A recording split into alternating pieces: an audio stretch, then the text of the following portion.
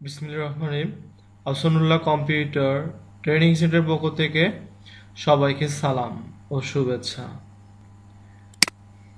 আজকের ভিডিও ক্লাসে আমরা টেবিলসের কাজ শিখব। টেবিল একটা গুরুত্বপূর্ণ অপশনসের মধ্যে একটা অপশন। রো এবং কলামের সমন্বয় টেবিল তৈরি হয়। টেবিলসের ব্যবহার হচ্ছে আমরা তালিকা তৈরি করতে, কোনো বিষয় কম্পেয়ার করতে এবং প্রশ্নপত্রে দেখে থাকি। তো আমি একটা নতুন পেজ নিলাম, ব্ল্যাঙ্ক পেজ নিয়ে আমি এখানে টেবিলে ক্লিক দেওয়ার পরে এখানে কিছু লিমিট রো এবং কলাম দেওয়া আছে। এগুলো যদি আমাদের প্রয়োজন মেটে তাহলে আমরা এগুলো নিতে পারি, আর যদি কাস্টমাইজ নিজের মতন করে নিতে চাই তাহলে আমরা ইনসার্টে ক্লিক করব। ইনসার্টে ক্লিক করার পরে আমাদের এইরকম সামনে একটা উইন্ডো চলে আসবে। আমরা এখান থেকে নাম্বার অফ কলাম অর্থাৎ সোজাসুজি যেটা থাকে সেটা, অর্থাৎ ঘরের খুঁটি, নাম্বার অফ রো আড়াআড়ি যেটা থাকে অর্থাৎ ঘরের রো, কলামটা নির্বাচন করব আমার হেডিংয়ের উপরে নির্ভর করে।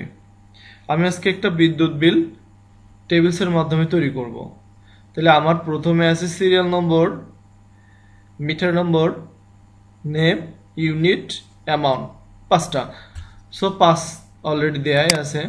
নাম্বার অফ রো, কতজন মানুষের তালিকা তৈরি করব, সাপোজ 20, অর্থাৎ 20 জনের তৈরি করব। ওকে,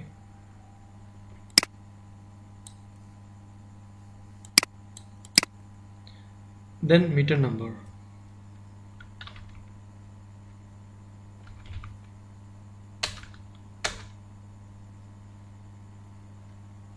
নেম,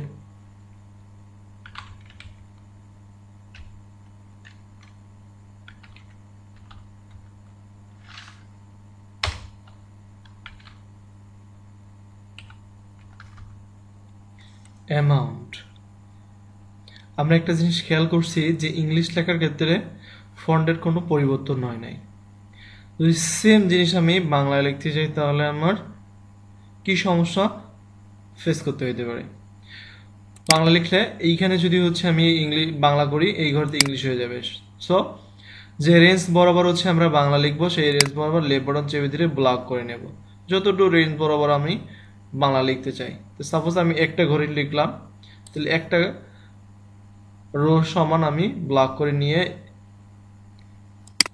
এইখান থেকে অমৃবন থেকে সূত্র নিয়ম যে করে দিলাম।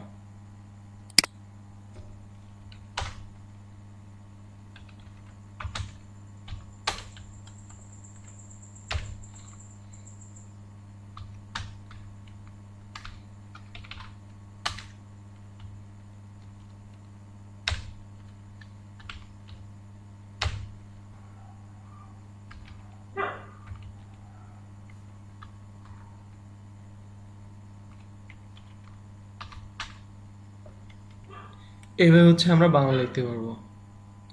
এবার আমরা এখান থেকে আমাদের সিরিয়াল নাম্বারটা দিতে পারবো,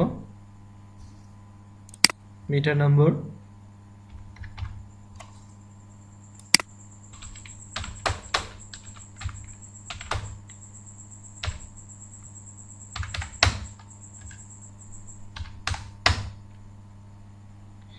এইভাবে হচ্ছে আমরা টেবিলসের ভিতরে কাজ করতে পারবো।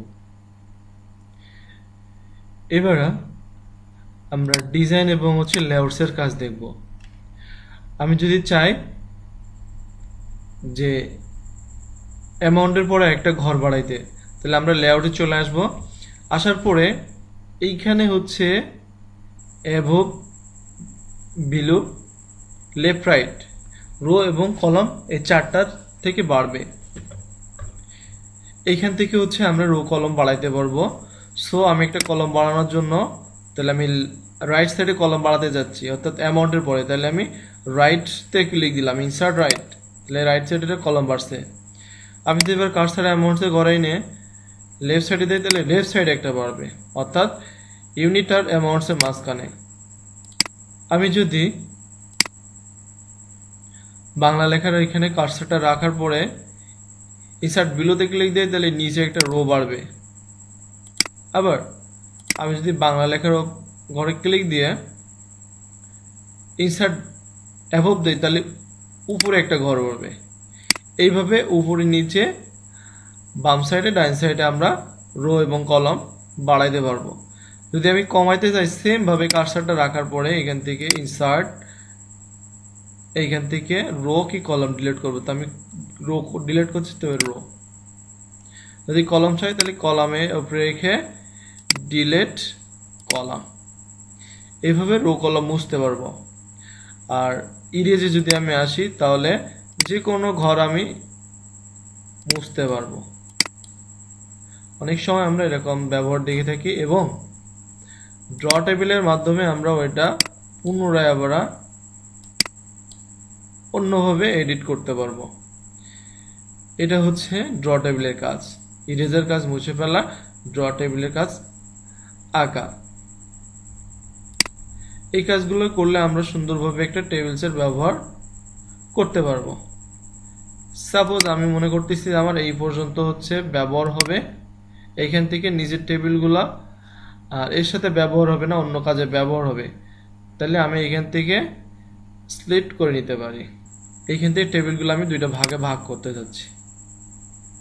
এইভাবে হচ্ছে আমরা কাজ করতে পারি। আর এখানে হাইড হোয়াইট আমরা লেফট বাটন চেপে ধরে মানে রো এবং কলামের মাঝখানে কার্সারটা নিয়ে এসে এইভাবে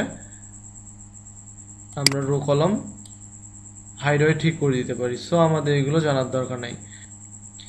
আর ডিজাইনে যদি আমরা আসি তাহলে এই টেবিলটা ডিজাইন করতে পারবো, অর্থাৎ এখানে আমরা যদি ক্লিক দেই, এই যে মোর টুলসে, তাহলে এইখান থেকে আমি একটু নিচে নামি, এই যে আমরা নিচে খেয়াল করলে দেখতে পাবো যে কিছু চেঞ্জ হচ্ছে। এইগুলোর থেকে যে কোনো একটা নিলে সেটা এখানে অ্যাপ্লাই হয়ে যাবে এবং অনেক সুন্দর কালারফুলি আমরা দেখতে পাবো। তো এইভাবে হচ্ছে আমরা টেবিলসের ব্যবহারটা করব। আশা করি ক্লাসটা আপনারা ভালোভাবে বুঝতে পেরেছেন। আর যদি না বুঝতে পারেন তাহলে আবার পুনরায় ভিডিও ক্লাসটা দেখে নিন, তাহলে আরও স্পষ্টভাবে বুঝতে পারবেন।